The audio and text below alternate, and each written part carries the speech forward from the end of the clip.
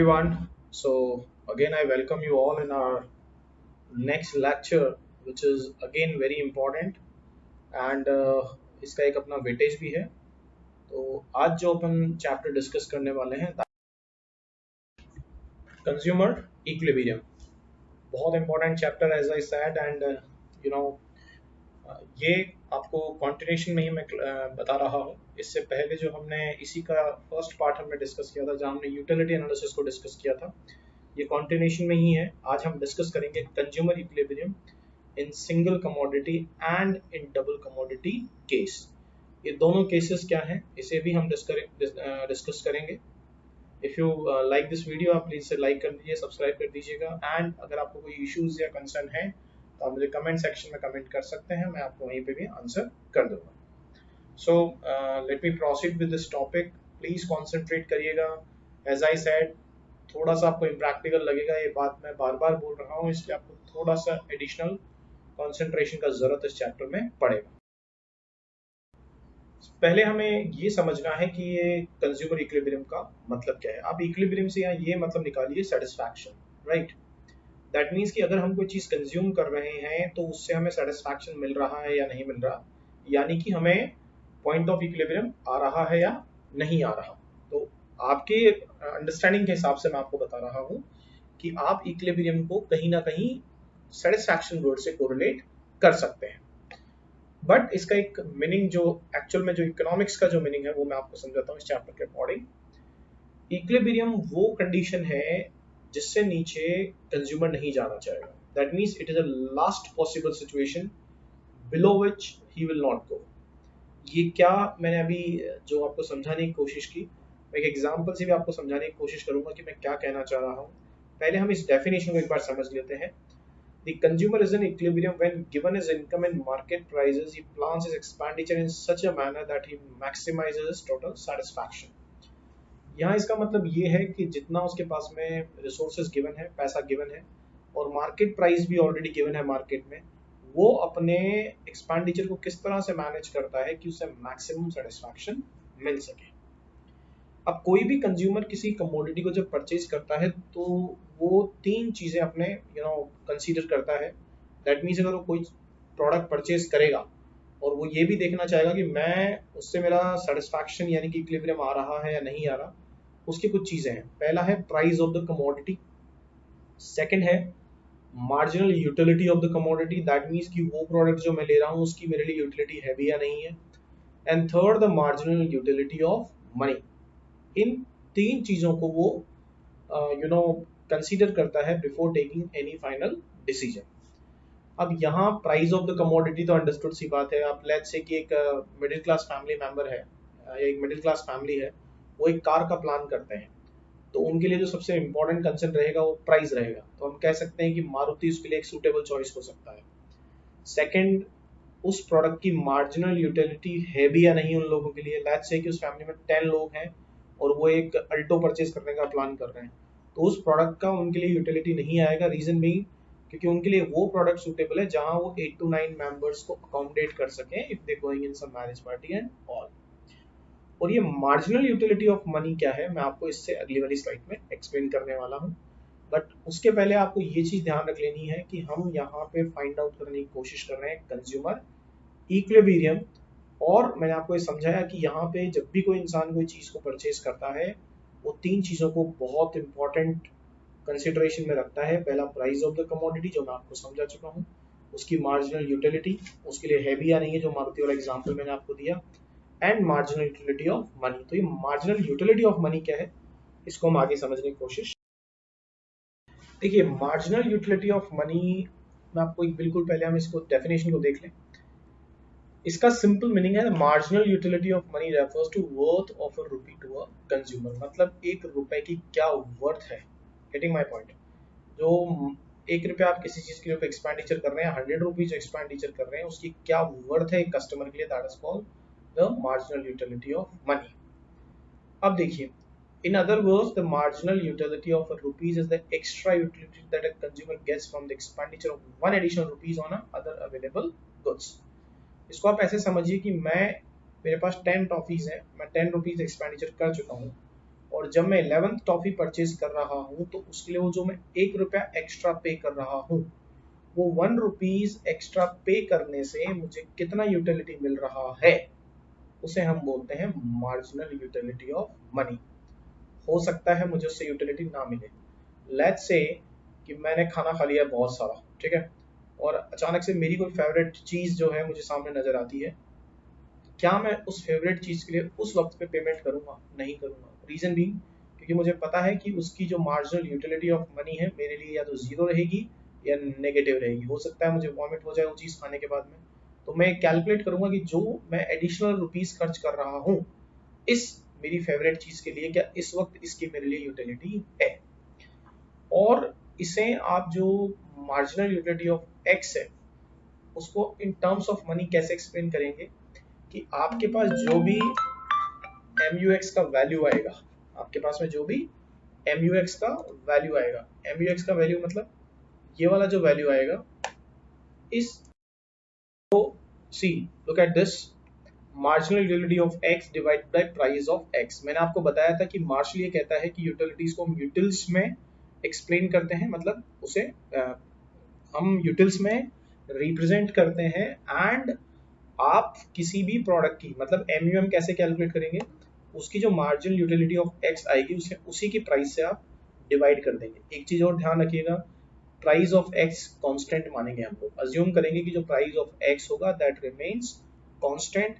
MUX constant नहीं रह सकता। रीजन बीइंग कि जैसे जैसे हम लोग एडिशनल कमोडिटी कंज्यूम करते जाएंगे उसकी जो यूटिलिटी होगी वो as per marginal utility diminishing law, जो इससे पहले वाले लेक्चर में मैंने आपको बताया था, उसके अकॉर्डिंग वो कम होती जाएगी। उसका मतलब मैं एक बार फिर रिपीट कर देता हूँ कि जैसे जैसे हम किसी प्रोडक्ट को कंज्यूम करते जाते हैं उससे जो यूटिलिटीज मिलती हैं वो रिड्यूस होती जाती हैं। तो प्लीज इस फॉर्मूले को ध्यान रखिएगा, MUX divide by price of x.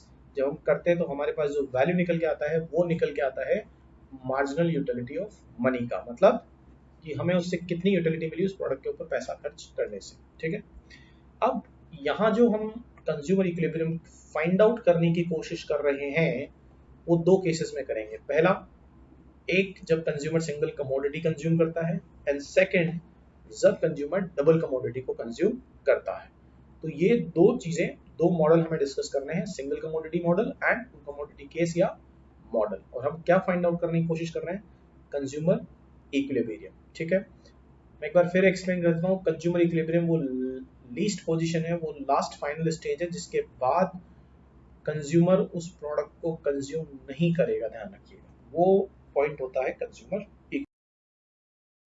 अब आप देखिए यहाँ पे हम एक केस भी लेंगे, हम यहाँ सिंगल कमोडिटी केस की बात कर रहे हैं। पहले हम इसे समझ लेते हैं कि इस मॉडल में क्या है। The consumer should purchase that much quantity of that commodity so that marginal utility of the commodity in terms of money becomes equal to the price of the commodity। Please इसे ध्यान रखिएगा, ये क्या कहना चाह रहा है आपको ये समझना है। ये कहना चाह रहा है कि कंज्यूमर को इतनी ही क्वांटिटी परचेज करनी है कि उसकी जो मार्जिनल यूटिलिटी ऑफ कमोडिटी है इन टर्म्स ऑफ मनी, किसके? इन terms of money. In terms of money आप किसी यूटिलिटी को कैसे कैलकुलेट करेंगे?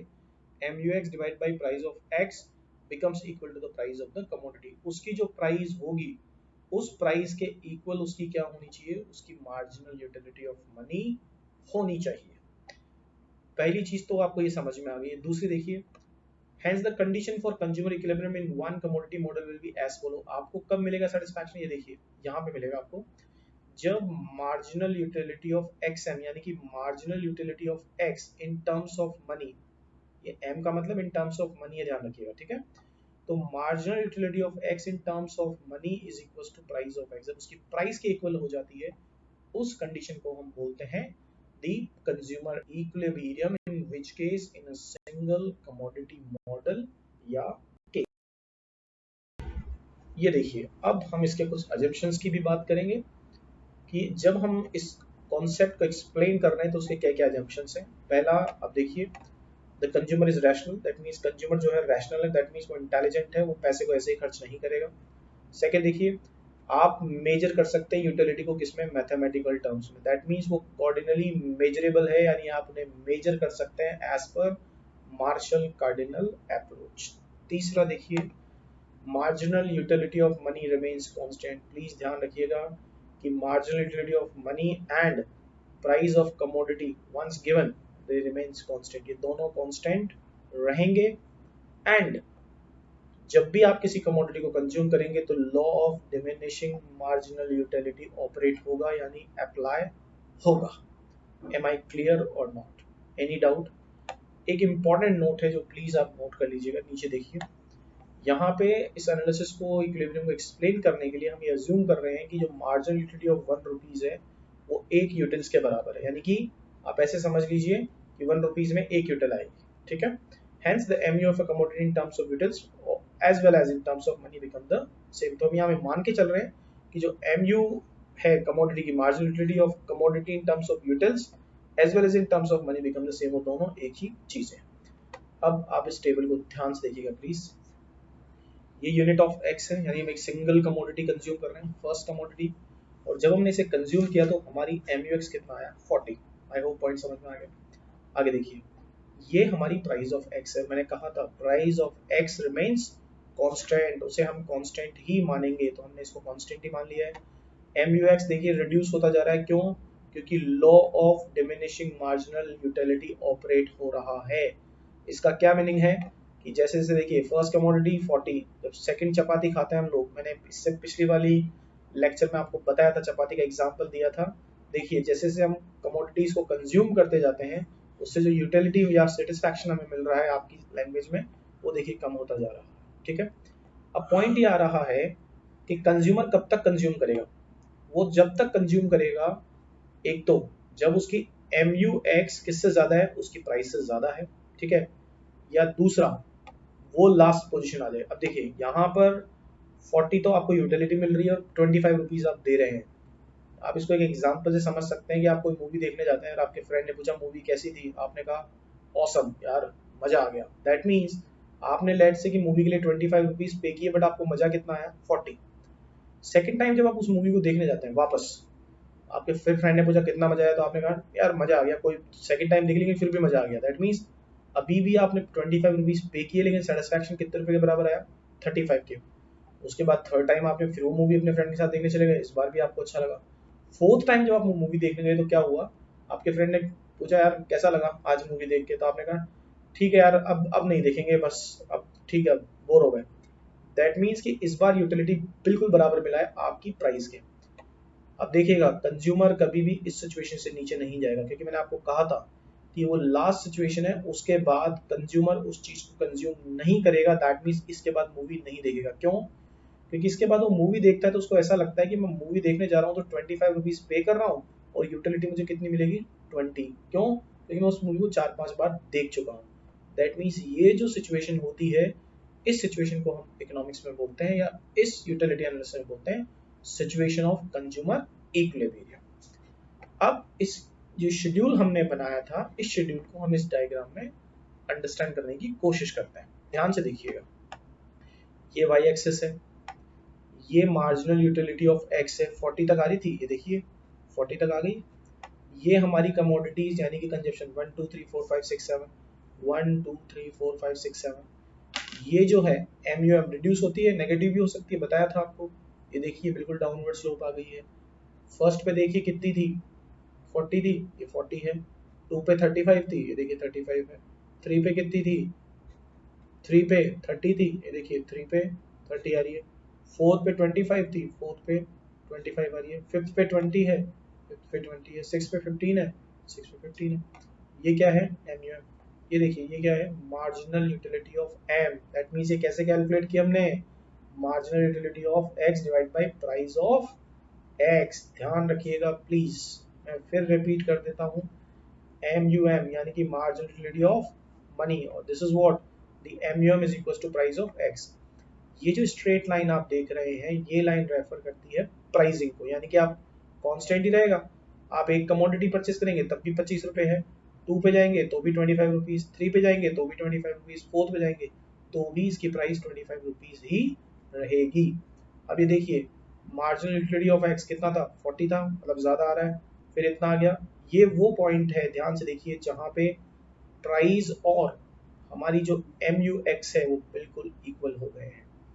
अब जब हम आगे की तरफ बढ़ते हैं, देखिए नीचे की तरफ, तो अब क्या हो रहा है?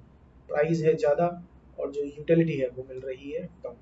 इस पॉइंट को हम बोलते हैं इकोनॉमिक्स में the situation of consumer equilibrium in single commodity case. I hope आपको ये पॉइंट यहाँ पे समझ में आ गया। यही वो चीज़ है जो मैं आपको पिछले डायग्राम में समझा रहा था। या आपके नोट्स के हिसाब से है, इसे आप कॉपी कर सकते हैं। एक्सप्लेनेशन मैं आपको ऑलरेडी दे चुका हूं पिछले लेक्चर के अंदर। अब जो चीज हम डिस्कस करेंगे यहाँ पे, हम डिस्कस करेंगे two commodity model. That means हमें फिर फाइंड आउट क्या करना है, फाइंड आउट हमें कंज्यूमर इक्विलिब्रियम ही करना है, बट किस केस में, in a double commodity case. क्योंकि प्रैक्टिकल लाइफ में इंसान ऐसा नहीं कि सिर्फ एक ही चीज कंज्यूम करता है या सिंगल कमोडिटी कंज्यूम करता है, वो प्रैक्टिकल लाइफ में भी डबल कमोडिटीज या मोर देन डबल कमोडिटीज को कंज्यूम करता है। अब हमें ये पता करना है कि इस केस में जब डबल कमोडिटी कंज्यूम कर रहा है तो पॉइंट ऑफ इक्विलिब्रियम किस पॉइंट पे आएगा। ठीक है, पहले हम एक बार इसको देख लेते हैं। In this model the fundamental condition of consumer equilibrium is the principle of equal marginal utility. Exactly जिस प्रिंसिपल को हम फॉलो करेंगे वो कौन सा होगा, इक्वल मार्जिनल यूटिलिटी। अच्छा, क्या है इक्वल मार्जिनल यूटिलिटी? ये इंप्लाई करता है कि जो कंज्यूमर पैसा स्पेंड कर रहा है डिफरेंट कमोडिटीज के ऊपर, उन्हें इस तरह से कंज्यूम करेगा या इस तरह से एक्सपेंडिचर करेगा कि जो भी कमोडिटीज वो कंज्यूम कर रहा है उन सब से उसे जो मार्जिनल यूटिलिटी मिल रही है लास्ट रुपीस की, वो बिल्कुल सबके ऊपर इक्वल आए। I am very much sure कि जो मैंने बोला होगा उसमें आपको थोड़ा डाउट रहा होगा कि ये मार्जिनल यूटिलिटी क्या है, क्या प्रिंसिपल है, कैसे काम करता है। मैं इससे अगली वाली स्लाइड में पहले आपको डायग्राम बताऊंगा, आपको एक शेड्यूल बताऊंगा, फिर आपको थोड़ा बेटर तरीके से समझ में आएगा कि ये कॉन्सेप्ट क्या है और ये इक्वल मार्जिनल यूटिलिटी किस तरह से अप्लाई होता है। देखिए, पॉइंट ऑफ इक्विलिब्रियम उस कंडीशन में आएगा, यहाँ पे आप देख सकते हैं, जब marginal utility of x divide by price of x is equals to marginal utility of y divided by price of y आएगा। Getting my point? जब ये कंडीशन फुलफिल होगी तभी जाके हम कह सकते हैं कि हमारी जो है condition of consumer equilibrium satisfy हो गया है, राइट। अब मैं वापस आपको वहीं लेके चल रहा हूं जो हमने शेड्यूल और टेबल आपको। Now you see this example, हम टू डबल कमोडिटी केस को एक्सप्लेन करने की कोशिश कर रहे हैं, उसके कुछ अजम्पशंस हैं, वो प्लीज आप यहाँ देखिएगा। हम यहाँ अज्यूम करके चल रहे हैं कि हमारे पास दो कमोडिटीज हैं, प्राइस ऑफ एक्स, जो एक्स कमोडिटी का प्राइस है वो 2 रुपीज है, जो वाई कमोडिटी है उसका प्राइस 3 रुपीज है, एंड जो टोटल इनकम है यानी कि जो टोटल बजट जो which is to be which is to be spent, वो टोटल बजट है 24 रुपीज, यानी टोटल कस्टमर के पास 24 रुपीज है, रिस्पेक्टिव प्राइजेस दी हुई हैं। और ये जो टेबल आप देख रहे हैं, इस टेबल के अंदर क्लियरली दिया हुआ है कि ये यूनिट्स कंज्यूम कर रहे हैं एक्स एंड वाई दोनों, ये इनकी यूटिलिटीज हैं। प्लीज ये ध्यान से देखिएगा, ये यूटिलिटीज हैं और ये यूटिलिटीज ऑफ वाई हैं। हमें क्या करना है, इस चीज को समझने की कोशिश करिएगा। यहाँ पे हम इन दोनों को इक्वेट करने की कोशिश नहीं कर रहे हैं, वाई क्योंकि इसकी प्राइस अलग है और इसकी प्राइस अलग है। अगर दोनों की प्राइस सेम होती तब तो कोई इश्यू ही नहीं था, बट यहाँ पे प्राइस इसकी 2 रुपीज है एक्स की और वाई की 2 रुपीज है, इसलिए हम यूटिलिटीज को इक्वेट ना करके किसे इक्वेट करेंगे, हम इनकी मनी वैल्यू जो है एक्स एंड वाई की, यानी कि जो पर रुपीज MUX और MUY है, उसे हम इक्वेट करने की कोशिश करेंगे। इससे अगले वाली स्लाइड में मैं आपको बिल्कुल समझाऊंगा, लेकिन आप ये समझ लीजिए कि हमें इसे इक्वेट कैसे करना होगा। जो MUX को अगर मैं उसकी रिस्पेक्टिव प्राइस से डिवाइड करता हूं तो वो क्या निकल के आएगा, वो निकल के आएगा marginal utility of money for X commodity, और यहां पे निकल के आएगा marginal utility of money for the Y commodity. यहाँ इन सारी वैल्यूज को मैं 3 से डिवाइड करूंगा, यहाँ सारी वैल्यूज को मैं 2 से डिवाइड करूंगा, और मुझे इस तरह से ये दो चीजें देखनी है कि मैं कितनी कमोडिटीज एक्सपेंडिचर करता हूं तो जाके मेरा पॉइंट ऑफ सेटिस्फैक्शन आएगा। मैं आपको थोड़ा सा क्लू दे देता हूं, इनफैक्ट मैं आंसर ही बता देता हूं। देखिए, इस वाले शेड्यूल के अंदर जब आप 6 कमोडिटीज एक्स की और 4 कमोडिटीज वाई की कंज्यूम करेंगे तब जाके आपकी कंडीशन सेटिस्फाई होगी। ये कैसे होगी अभी मैं आगे वाली स्लाइड में आपको एक्सप्लेन कर रहा हूं, बट ये समझ लीजिए कि हमें करना क्या है, हमें इन दोनों को इक्वेट करना है। किसे? इनकी मार्जिनलिटी ऑफ एक्स एंड वाई, किसकी? पर रुपीज दोनों की। ठीक है, आगे देखिए अब आप, तो उसको जब मैंने डिवाइड किया 10 को 2 से तो वैल्यू आया 5, और जब मैंने डिवाइड 15 को डिवाइड किया 3 से उसकी रिस्पेक्टिव प्राइस से तो वैल्यू कितना आया 5। यहां पे इसका मतलब क्या है, मार्जिनल यूटिलिटी ऑफ XM यानी कि utility of money for commodity X5 आ गया, marginal utility of money for Y commodity B5 आ गया। ये वो कंडीशन है जहां पर कस्टमर बिल्कुल सेटिस्फाई हो जाता है। अब देखिए हमें बजट का भी ध्यान रखना है। अगर मैं 6 को मल्टीप्लाई करता हूं 2 से तो कितना आता है बताइए, 12, यानी कि 12 रुपए मेरे किसके ऊपर खर्च हुए, 12 रुपीज मेरा किसके ऊपर एक्सपेंडिचर हुआ, X के ऊपर। एंड 4 मल्टीप्लाई बाय 3 कितना आ गया 12, यानी कि मेरा बिल्कुल इक्वल मनी मैंने दोनों के ऊपर खर्च किया। ये जो कंडीशन आती है जहां पे MUX divide by price of X is 5, that is equals to MUI divide by price that is 5। This is called the situation of consumer equilibrium in double commodity case. इसका हम डायग्रामेटिक प्रेजेंटेशन से भी आपको explain करेंगे ये कैसे equate होगा, ध्यान से देखिएगा। ये मार्जिनल यूटिलिटी ऑफ X यानी प्राइस ऑफ X का डिवीजन है, और ये MUI divide by price of Y, यानी कि आप ये समझिए कि ये MUX की मार्जिनल यूटिलिटी ऑफ मनी दी हुई है, और ये marginal utility of Y commodity की मार्जिनल यूटिलिटी ऑफ मनी दिया हुआ है Y कमोडिटी के लिए। पॉइंट ऑफ इक्वेशन देखिए, वही कमोडिटी है 0 1 2 3 4 5 6 7 8 9 10, यहाँ पे वही कमोडिटी है 0 1 2 3 4 5 6 1 2 3 4 5 6 7 8 9 एंड 10। ये देखिएगा ये जो दी हुई है लाइन, ये X और Y दोनों के लिए अलग अलग है। ये तो जा रहा है X का और ये जा रहा है रिवर्स ऑर्डर में Y का। अब देखिए X के ऊपर फर्स्ट पे कितनी थी उसकी वैल्यू 10 थी, उसके बाद 8 था, उसके बाद 7 था, इस तरह से आ गई।